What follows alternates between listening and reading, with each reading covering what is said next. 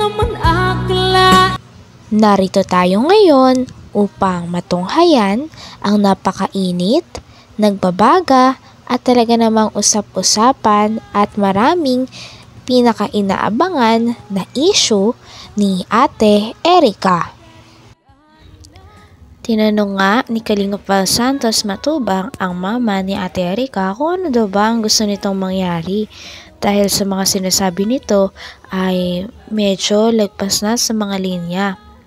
Sabi naman ng mama ni Ate Erica ay ang gusto niya lang daw ay patahimikin ang kanyang mga anak at huwag nang i-vlog ang mga bagay na hindi naman sila involved.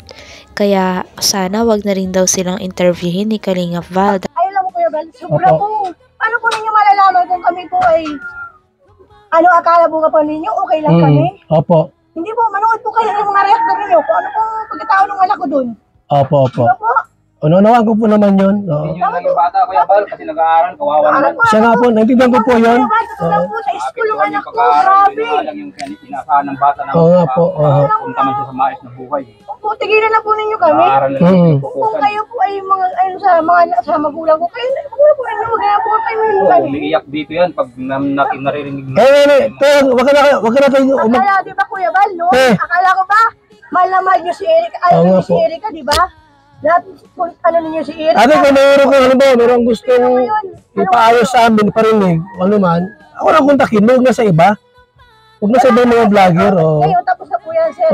Ayusin lang po ninyo yung mga rektor. Huwag na po kayo magano. Kung meron pa po kayo, kaming marinig dyan, ay huwag mo na po kung ano. Narinig pa na po ninyo na yung masasabi ko. Kaya andito ako para ayusin natin yung problema. Hindi naman magkarama. Diyan kami nag-aaraway eh. Hindi Oo niyo nga po po, alam ang punot dulo. Hayaan mo na po sila. Hayaan na niyo po kami. Yun lang po ang hiling namin. Opo, naintindihan ko po yun. Siyempre, masakit naman sa bata na Mas kino-content. Ang ina, durong na po yung ano ko. Grabe yung anak ko umiiyak. Hindi siya ano, eh siyempre, ako ina. Kahit di ba nung nag-ano ko, talagang sumingi talaga ako para matigil yung mga reaktor na yan eh. Kahit ayaw na pinipigilan ako ni Misa Kanigite kasi matagal na daw eh. Ay gusto ko talaga matigil kayo kasi minsan po, nagre-react kayo kay Dikay, hinahanap ng mga tao. Di ba may nagpo-comment din masasakit, walang kwenta, walang ano yung mga anak ko, di ba? Opo. Mukhang pera. Anong perang binigay ninyo sa anak ko? Di ba? 33 vlog. May hiningi ba po kami sa inyo? Wala po kami hiningi sa inyo, di ba?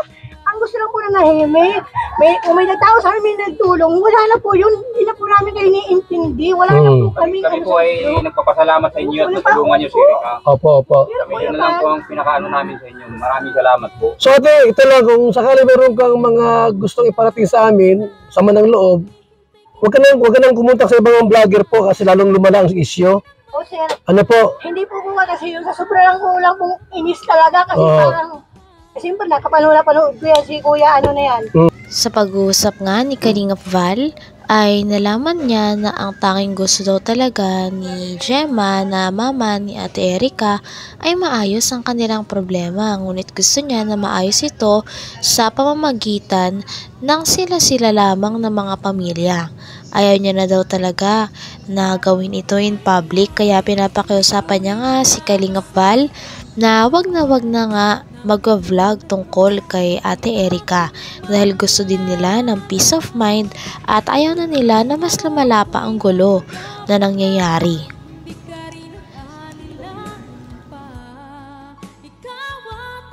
Hindi po ko kasi yun sa sobrang kulang pong inis talaga kasi parang siyempre nakapanood ko yan si kuya ano na yan. Siyempre baka sabi ko baka yan ang ano kasi nag-ano na kami sa social sa dait.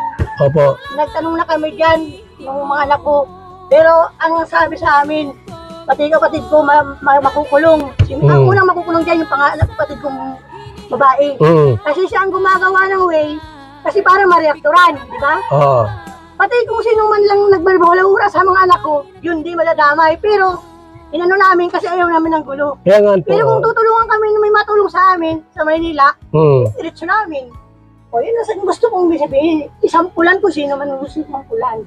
Siyempre, una magulang mo, makukulong din yan. Ay, totoo lang po. Gusto mo makulong sila? Ay, kung gusto lang po nila, kung sila po talaga nila gusto na away.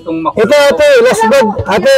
Huwag na po Opo. kayo. Ate, okay natin may ibag natin para alam ng bawat isa. Wala kaming gustong makulong. Ang Opo. gusto namin, ayusin namin ang sarili namin. Yan, yung maganda roon. Ayusin natin yung problema. Inaano na mapasama Kuya Val, huwag kayo. Ate. Mag-video. Ate, okay lang ate yan para alam natin. Halika. Ayaw mo makipagbati sa magulang mo? Ay, sila ang nag-umpisang nagalit sa amin, hindi kami. Babay kang tao. Oo nga po. Sila nagsusuta namin at isa sa iba. Ayun lang. Ayun lang masasabi ko. Pero po, may chance pa na pwede magpag-ayos. Wag muna. Kayo po, bahala na po kayo. Kung gusto ko nyo tulungan sila, tulungan nyo. Pero kung wag na ninyo itatama yung anak ko. Sige po. Nagtatambil kami at wag na ninyo mahanapin ang anak ko kung sino. Nagbisita ba dyan, isi ganyan. Sigilan na po ninyo yan. Wala na po kayong sa amin. At kami, kontento na rin kami kung inano niya kami, inakwil kami. Kami mag-uwi mag-isa. Ayun lang po. Salamat ha. Kuya. Salamat Ha? din. Salamat din. Sige. At least na kausap namin kayo. Kasi kiniklear ko lang kung talagang totoo yung sinasabi niya ay mahirap ng pagka di ko i-clear yan. Ano kuya? Sige, salamat. Okay, salamat ha. Sige. Thank you na. So ito mga kalingap, ang gusto na po ni Gina ay huwag nang i-thumbnail si Erica. Walang problema sa atin. Diba? So, family problem yan eh. Salamat po mga kalingap. Ang pag-uusap nito ni Kalinga Val Santos Matubang at ni Gina ay sa huli, naintindihan din ni Kalinga Val at ni Ate Gina ang isa't isa. Sinabi din ni Kalinga Val na ito na rin daw ang pinakahuli na magiging content niya tungkol kay Ate Erica. Kaya naman daw sasabihin niya rin ng mga vloggers na nagre-react sa mga video na huwag na rin ituloy at huwag nang gambalain sila Ate Erica at ang kanyang pamilya nang masolve na nila ang mga problema nila sa kanila lamang. So yan po mga kalingap. Ang gusto po nila ay huwag nang i-content. Huwag nang i-content si Erica o sila po mga kalingap. Ang sabi ko naman, huwag kayong mga magpa-interview kahit kanino mga vlogger para hindi na po humaba ang istorya. So ito pong video po ay last upload ko ito at ngayon po ay August 6. So hanggang August 8 tayong mag-content. 9 po, sana wala na mag-content ng mga reactor ng Kalingap para huwag na rin po sila mag-content o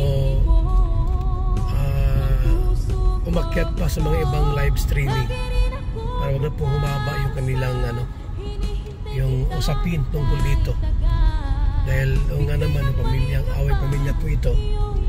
Ako po ay ako pinuntahan dyan sila para linawin ko lang yung sinabi niya po na walang binibigay si Kalinga Prab kay Erica. So ang sinabi niya na walang binigay nung umalis. Siyempre umalis, may trabaho, ay retirement, separation fee. Siyempre wala na umalis na Tsaka may usapin tungkol sa pera, ayun tungkol sa pabahay. So yan lang po mga kalingap. Pagbigyan natin yung hiling na huwag nang i-content kasi siyempre po yung bata kawawa naman yun. Nag-aaral po yung anak niyang si Erica po. So hiling lang po natin, huwag na siyang mag-content. Last na po itong ating pong vlog ngayong araw na ito. August 6. Last na po ito. Hindi na ako ma-content sa kanila. Kung yan ang request nila po. At hiling ko lang po na huwag na rin i-content. Huwag silang umakyat sa mga live streaming ng mga ibang pasaway na mga reactor na ang hangad lang po ay guluhin. Huwag na siya makikiandor. May problema siya, meron siyang problema sa Kalingap. Siya mismo po ang direkta magpag-usap sa akin. Huwag na kung kani-kanino. Maraming salamat po. Hanggang dito na lamang muna ang ating napakainit, nagbabaga, pinakainaabangan at usap-usapan na latest issue ni Ate Erica. Maraming salamat sa inyong panonood. Hanggang sa muli. Bye!